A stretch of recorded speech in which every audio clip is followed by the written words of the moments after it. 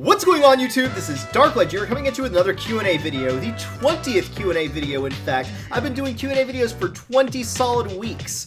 Not straight, possibly, but 20 weeks of doing Q&A videos. You guys asking me questions, me answering them, me getting an opportunity to interact with you guys. And I really, really appreciate those of you that have stuck with me thus far. I get so much interaction on my channel. It brightens my day so much whenever I get your questions and your comments and all that.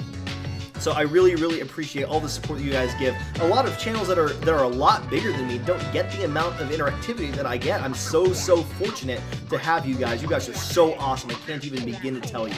On the note of Q&As, however, I won't be doing Q&A videos every week from now on.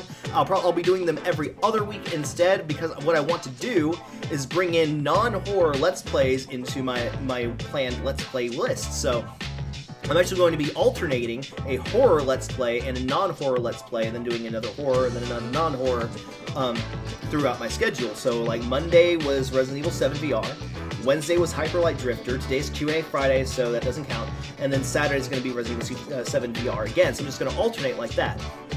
That way I can have two alternate series going on, and I won't be locked in as just the guy that does horror all the time. So I really want to know if you guys dig that idea. Let me know what you think of that down in the description below. I'm trying something different and hoping it works out. One thing I do have planned, however, April 4th, the Persona 5 game finally drops, and I am so excited to play that game. I am a huge fan of the Persona series, so I really want to get into that Let's Play right away. So if I'm not done with Hyper Light Drifter by the time Persona 5 comes out, I may be setting Hyper Light Drifter aside, just so that way I can jump right into Persona 4, or to Persona 5, not Persona 4, as quickly as possible. For one, I want to do it while it's still relevant, and for two, I'm just that excited to play it. I have a special place in my heart for the Persona series. So I'll be alternating Resident Evil 7 if I'm not done with that, or maybe Soma or something if I am, and Persona 5. Also, I do have my Patreon finally ready for you guys. I know I've been talking about this for about a month now, and I've been working on it, but I really wanted to make sure I got everything phrased correctly and everything looking right for you guys. So if you guys would do me a huge favor and check out my Patreon, I'm going to leave a link down in the description below, and it probably will be in the description of all of my videos henceforth.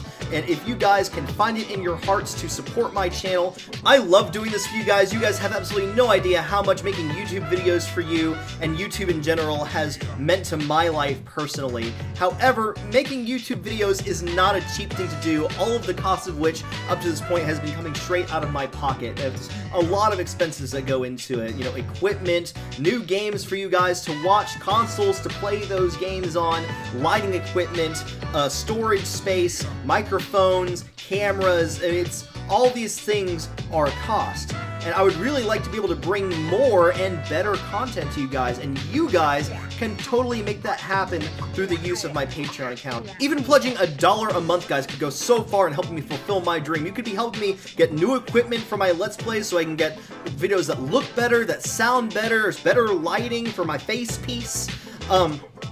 And if I get enough from pledges, I'll be able to go down to part-time at work and make more videos per week for you guys. And more than that, if I eventually, one day, and this is just a pie-in-the-sky dream, as Sabijan Games says, I would love to make this my living. And if I can get enough money through Patreon, through YouTube to make this my living, I can focus on YouTube as my full-time job, and you'll get more videos, better quality videos. I'll be able to take that time to learn how to do Photoshop more, how to do video editing more, and you'll be able to see just a much better quality video. I'm offering so many different rewards for you guys, and they're in different reward tiers for depending on how much you pledge. You can get anything from a shout out in a video to you personally being able to have me play a specific game that is dedicated completely to you. You would be my sponsor for that video, and that's for every month that you offer that amount of money to me. So please do me a favor and at least check out my Patreon description down below, and at least consider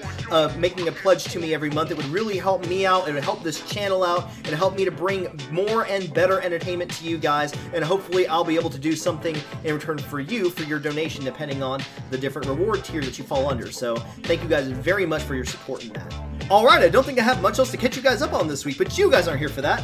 What you guys are here for is here's some of the answers I have to all of the questions that you guys asked me in the Q&A Friday video that I posted up the week before last. So let's get right into it. There are a lot of them. Richard from the channel Tattoo For You says, who would you love to have as voice actors in a game you made? I don't actually know of a lot of voice actors, and it's hard for me to imagine what voices I would want to be in certain roles, but of the voice actors I know, I really love Sean Bean's voice. If you've watched the Final Fantasy movie Kingsglaive, he does a great job at voicing the king, and I would definitely love to have him voice a character in one of my video games. Also, if he were still alive, Leonard Nimoy would be awesome. He did a great job in voicing Galvatron in the original Transformers movie in 1986. Though unfortunately that would be impossible now. And also, I'm a big fan of Johnny Young Bosch's voice roles. He does a lot of video game voice acting, and if you guys don't know, he used to be the second Black Power Ranger in the American version, so I'm actually a pretty big fan of his. I would love to meet him in person one day, and it'd be really awesome to have him voice act one of the characters in my game, so thank you very much for your question, Richard.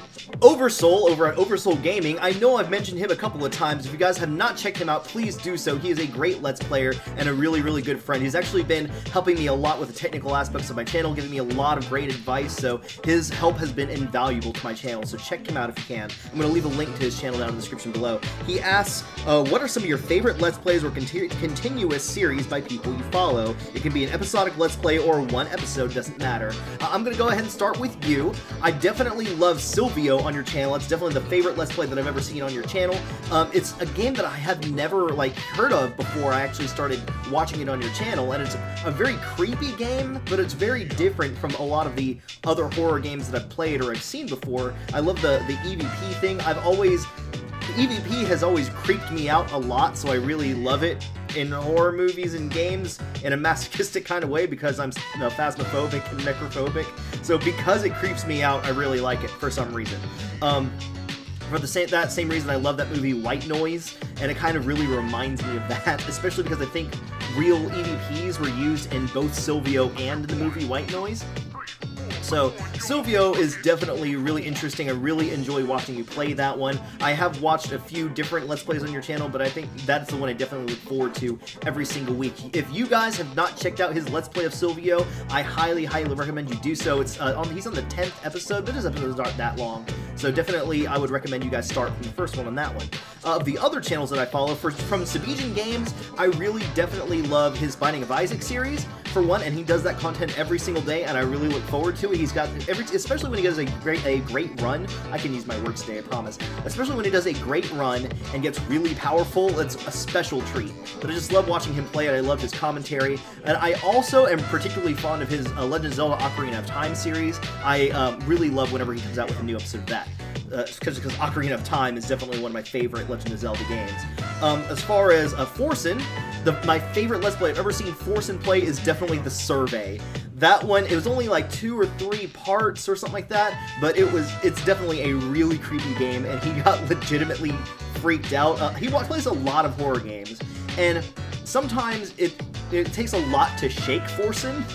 He makes a joke out of a lot, he kind of deflects the horror with humor a lot, but he seemed very uncomfortable playing The Survey, and it became really funny to watch. I really enjoyed watching him play that game.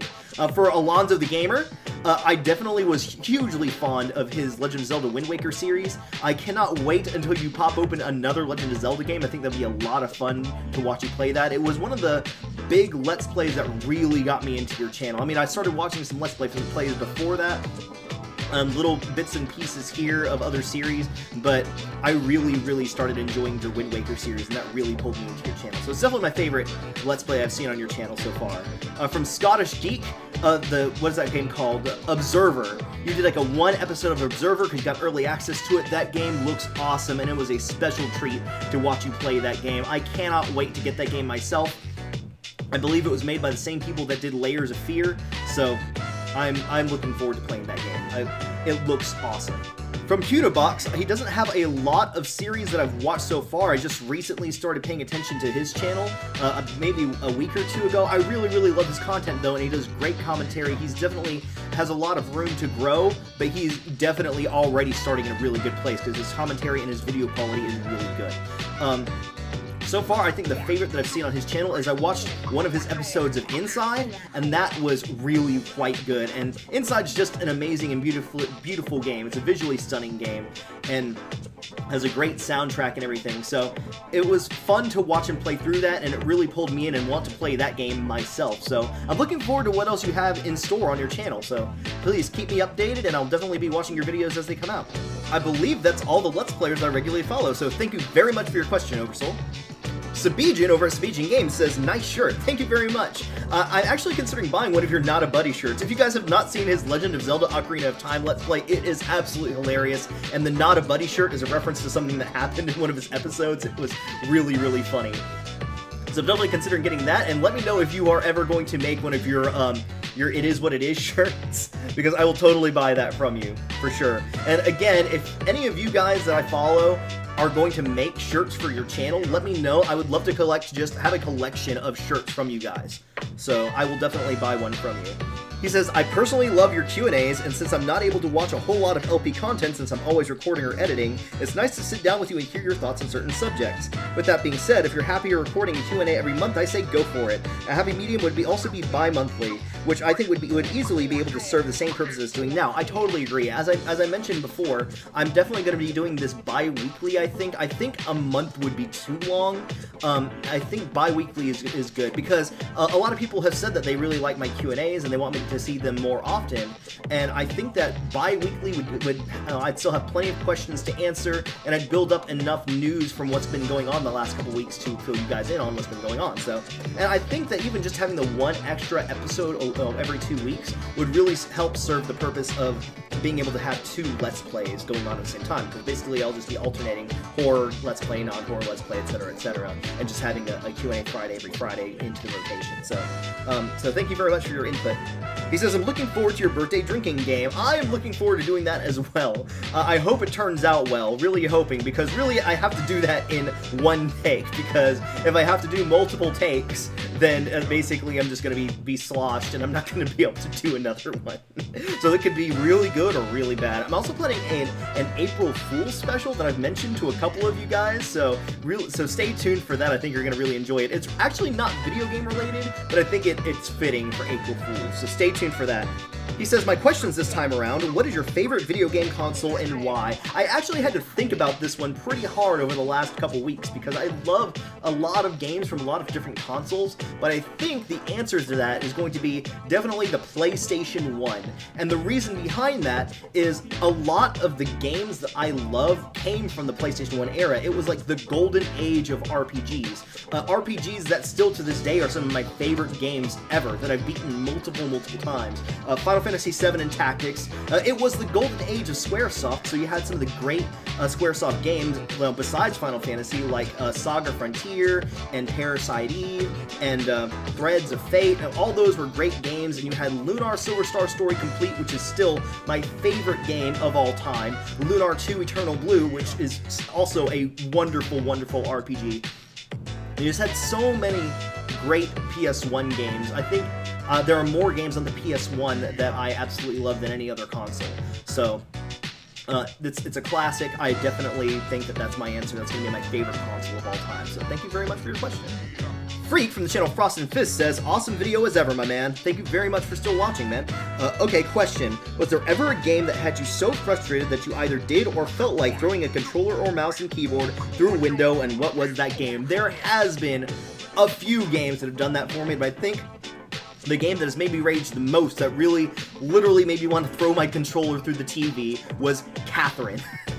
Catherine, it made me rage so hard. I love that game, don't get me wrong. It's a great game. I want to own it. Again, I had a physical copy. I don't know what happened to it, but I want to buy another copy for my collection. Wonderful game.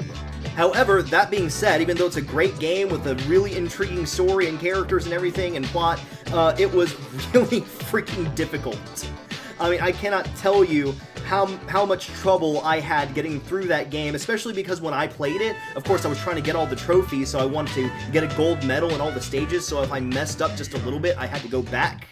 And it was really frustrating. Towards the end, it got so difficult, I started looking up the solution, how to solve the puzzle to escape, because I just couldn't figure it out, because I'm not the smartest person in the world, not the best puzzle solver.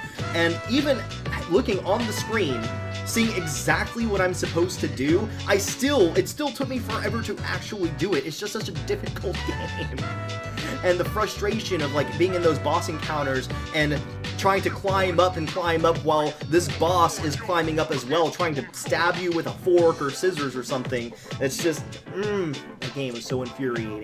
It was a wonderful game, but so infuriating. If you guys haven't played Catherine, I definitely recommend that game to you, especially if you're a bit of a masochist like myself. So, thank you very much for your question, Freak. PewDieBox says, wow, I can't believe I got such an awesome shout out. I literally never even imagined getting one or even being considered for one. Thank you so much, Darklight Dreamer. You're very, very welcome, man. I think it was definitely well deserved. I mean, I know that you're small time right now and just starting out, but I really, really love your content, and I think you can just grow so much bigger. So I wouldn't have given you the shout out if I didn't think you deserved it, for sure.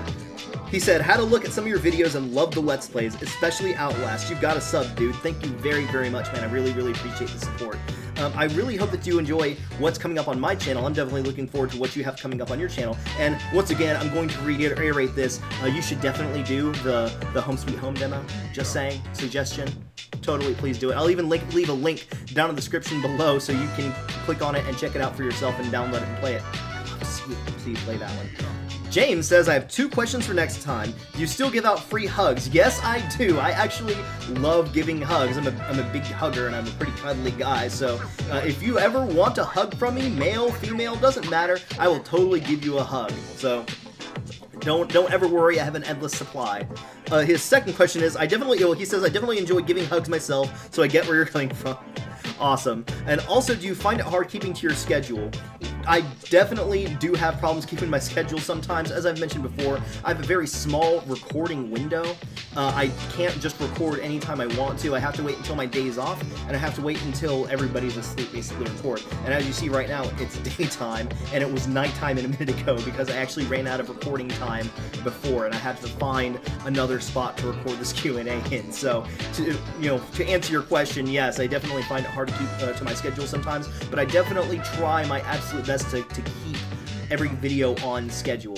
If it doesn't make the schedule, even if I upload it late still on that day, I'm pretty pissed off, especially at myself.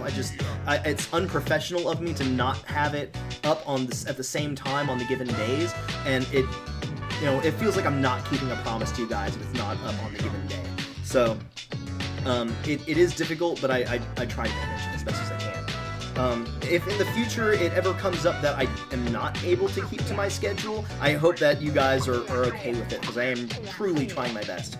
Rainbow Kiwibo says, thank you for answering my question. It means a lot to me. You are awesome. You are very, very welcome, Kiwi. I will answer any question that you have anytime, whether it be in these Q&A videos or even if you just message me in private. I'll be happy to answer those questions. So anytime, I promise you. She says, I love your reactions. I love the Outlast videos. I love your reactions. Thank you very, very much for watching. I'm really, really glad you're enjoying them. She says, I have 2 questions. 1, what got you started in doing RP? And 2, did you ever think about doing live action roleplay? Looking forward to your next video.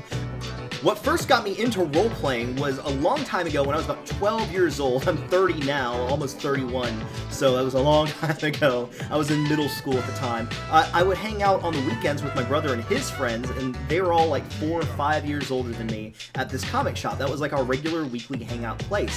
And, they were older than me. I tried my best to fit in with them, though. I didn't really have a lot of friends of my own. As I mentioned, I was kind of awkward when I was younger. I'm still awkward a little bit now, let's be honest, but I was way, way more awkward when I was younger, and I had this anxiety and all that, so I didn't have a lot of friends. But I tried my best to fit in with my brother and his friends, and they all played these White Wolf games, like the tabletop Vampire the Masquerade, Werewolf the Apocalypse, Aeon Trinity, and all that. And the first RP that I ever played in was an Aeon Trinity game where I played as an electrokinetic, where basically my character was able to control electricity. And that was the very first introduction I ever had to RPing, and I just absolutely fell in love with it. Like I mentioned before, I have this really big imagination, and I love to write, and I love stories, and the idea of, like, creating my own character in someone's story and being able to act them out was just awesome to me, and it's something I still love to do to this day. And even more than playing in a game, I also really love running a game and writing my own story for it. And a lot of times right now I'll even make my own, home-brewed system for it. The one I tend to use is like a modified D10 system a lot of times, but it's a lot of fun. I've loved it ever since I was young. When I was 12, it was a little more difficult because I have this like really powerful ADD that I've dealt with, growing up and everything. But so it was hard for me to keep my attention on it. But I've come to find, getting a little bit older, that if I actively try to stay active in the RP and keep my focus on what my character's doing and be a little extra hammy about it, make sure I'm vocal when I'm RPing, it's easier for me to pay attention. So that way I don't get lost in what's going on around me while everybody is playing the game. So that's what got me into RP at first. And to answer your second question, would I consider doing live action RP? I actually am really interested in doing live action RP. The first taste I got of doing LARPing was last year's Halloween party. We had this like LARP style murder mystery theme party, and it was really, really fun. We were each given roles for who we were supposed to play in this party, and we were trying to figure out who the murderer was, because at some point during dinner somebody dropped dead, and we had to each do our own investigations and try to figure out at the end who actually killed the person that died. So it was a lot of fun. We were each told what each of our characters knew, and so when we were asking each other questions, we would either know certain things or not know anything, and we had to basically piece together whatever clues we could gather. So it was a lot of fun. I would totally want to do something like that again, and just LARPing in general seems really, really fun. Also, when I was in high school, I was in theater, so I just naturally love acting in general, so I definitely love the idea of LARPing. So thank you very much for your question, Kiwi. Kujahira asks, what are my top 3 favorite boss fights in the Final Fantasy series? And I had to think really, really hard about this one because I love the Final Fantasy series so much, and I love so many of the fights. But I think that my number 3 favorite boss fight would be God Kefka at the end of Final Fantasy VI, just because it was so epic. Having to fight each tier and climbing up, and they had really good music, and rising up to fight God, like the final form of God Kefka himself. After climbing the tower and fighting all the other bosses, you had that and then Dancing Mad was just this epic battle scene. It was just a really cool fight.